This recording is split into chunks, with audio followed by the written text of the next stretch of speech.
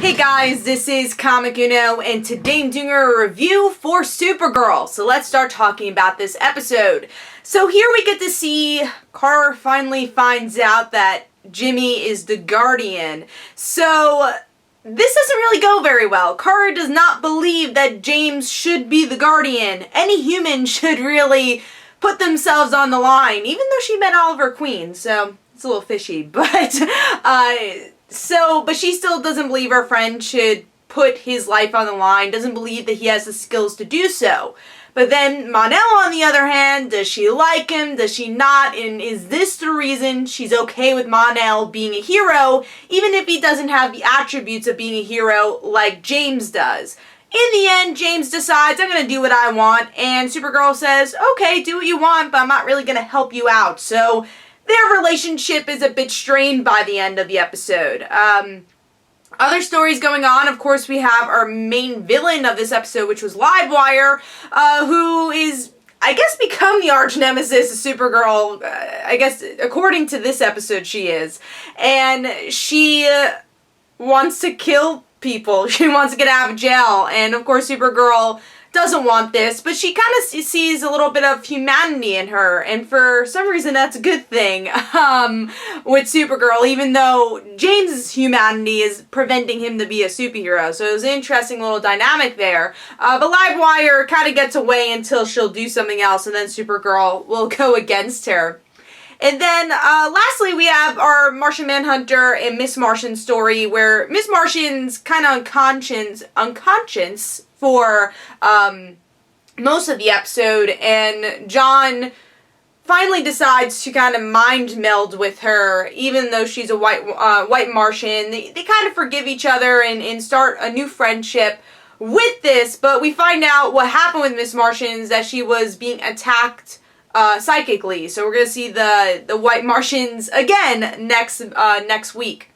So what I think of the episode overall, I thought this was a bit of a weaker episode from last week. I really thought last week had a very solid episode, but I didn't hate this episode by any means. I just thought it was kind of weaker from what we usually get with Supergirl. And I think that's mostly because of Supergirl's motives in this episode were kind of wonky with the whole James story. And I think it's also because I haven't liked James' story this season, because I still feel like they don't know what to do with the character, and that's why they made him the Guardian with Winn, and it's just not working for me. Like, I like the emotion that came out of it, and that's why I can't say it was a bad story. It just, I haven't been feeling it. I haven't wanted more from that story. I'm not looking forward to more of the story, but there is good emotion there, even if I don't totally agree with the motives of Supergirl in this episode. And that kind of goes to the Livewire story, too. I really like the emotion. I like that they did something different with the character. She's very rememberable, where I always say that Flash and Arrow is kind of bad with that, with making villains rememberable. At least they're one-shot villains. But here we see Livewire as a rememberable villain, which I enjoyed. But I didn't really like how she was the arch nemesis of Supergirl, and like how personally Supergirl took this. It sounded like someone died that she knew because of Livewire. And that wasn't really the fact, so I think they kind of stepped up Kara's anger a little bit too much in this episode, because she's dealt with characters and villains like Livewire a lot throughout her career, so it was a little weird how personally she took Livewire in this episode.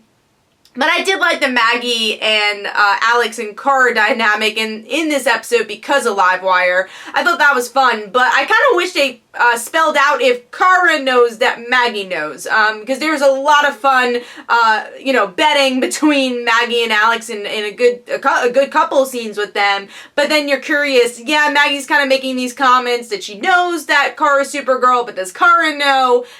Did this happen off screen? So I kind of wish they play that out a little bit more in this episode. I'm sure in a future episode they will, either next episode or the episode after that, but I kind of wanted them to confirm it a bit more in this episode, right after the fact that we knew that Maggie knew that Kara was Supergirl.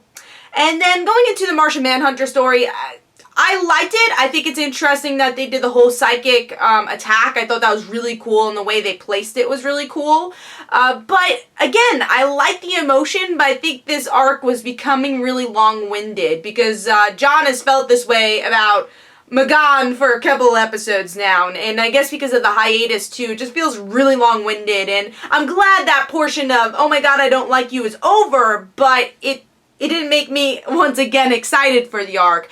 But I think the villain for next episode is going to be a lot of fun because of what happened in this episode. So overall, like I said, didn't hate the episode at all, but I did enjoy last episode a bit more, and I still think they need to work some of the secondary characters' storylines, like Martian Manhunter and James especially.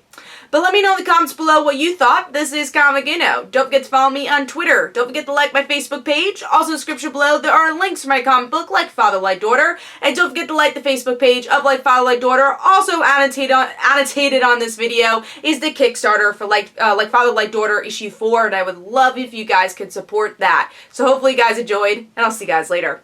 Bye.